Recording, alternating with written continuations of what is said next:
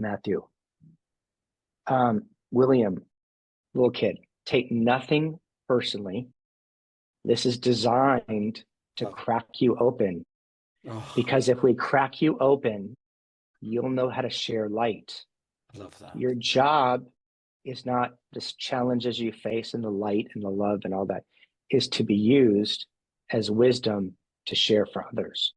So use it to your advantage. It's a setup. It's designed to crack you open. It's going to teach you some stuff. And what you're going to do, my favorite word is alchemy.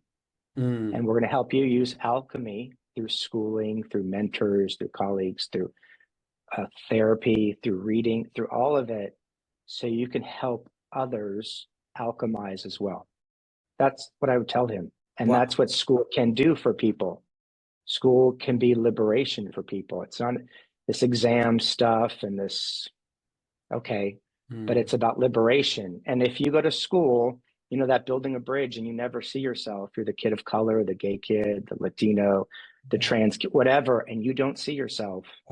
It's, as Adrian Rich says, it's like looking in a mirror and seeing nothing. And so our job is to create mirrors and bridges and be examples. Wow. William, I met my beautiful wife in English class in year 12 at our local high school, and we read a book called, I'm sure you know, To Kill a Mockingbird. And it was the first time. I'm from this little country town in England, and she grew up in apartheid in South Africa. And I remember reading this book, and it transformed my world. Like, it absolutely did. Like, it reminded me that I'm this white kid from a country town in England that no one has really ever said, no, you can't do that. You know, I saw myself people that looked like me in the media and sounded like me and all of that kind of stuff. And I remember reading To Kill a Mockingbird, and it just shook me to the core. And it was maybe ignorantly or naively, it was the first time I realized that there are people that have significantly different life experiences to me.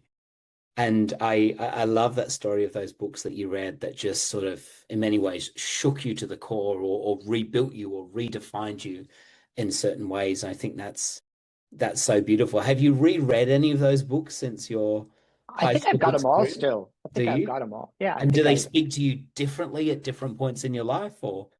Well, I think I became an English teacher because for what you just said for that, I think it becomes the roadmap. It becomes the scaffolding so that you can find your way. It's a compass. So I still have them. We just moved into an apartment, so I'm still unpacking. So the books are in storage, but they become the pathway. And also what I would say from this piece of the conversation is, in the era of overwhelm, what we're desperate to be overwhelmed with is what we're talking about now. Why are we really doing this work? What is this really about? Who are we really serving?